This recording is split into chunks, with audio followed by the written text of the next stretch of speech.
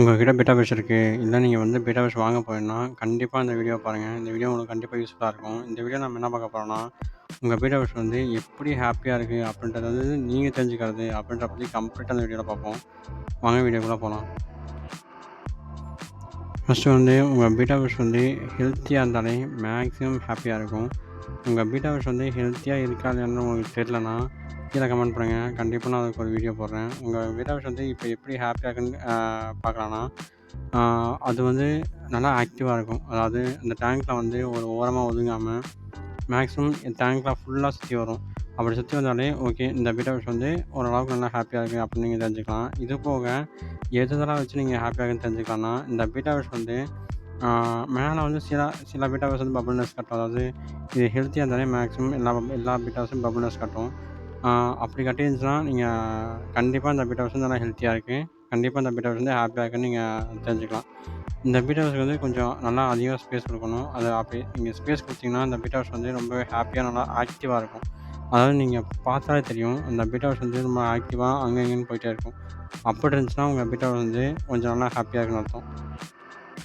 அதுபோக இப்போ for example இன்னொரு மீனை நீங்க பக்கத்துல வைக்கிறீங்க அப்படின்னா, அப்படி நீங்க பக்கத்துல வைக்கும்போது இந்த பீட்டா ஃபிஷ் நல்லா ஃப்ளேர் பண்ணி ரொம்ப நல்லா ஆக்டிவா இருக்கு அப்படின்னா, கண்டிப்பா அந்த பீட்டா ஃபிஷ்ஷோட ஹெல்த்ல எந்த பிரச்சனையும் இல்ல.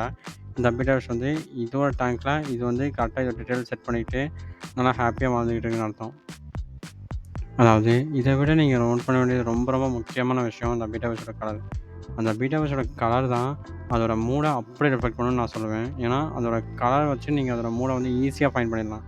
அதாவது அதை எப்படி ஃபைண்ட் பண்ணலாம்னா, அதோட கலர் நல்லா டார்க்காக நல்லா பிரைட்டாக இருந்துச்சுன்னா, அது நல்லா ஹேப்பியாக இருக்குது. அது ரொம்ப நல்லா கான்ஃபிடண்ட்டாக ஹேப்பியாக இருக்குது அப்படின்ற அர்த்தம்.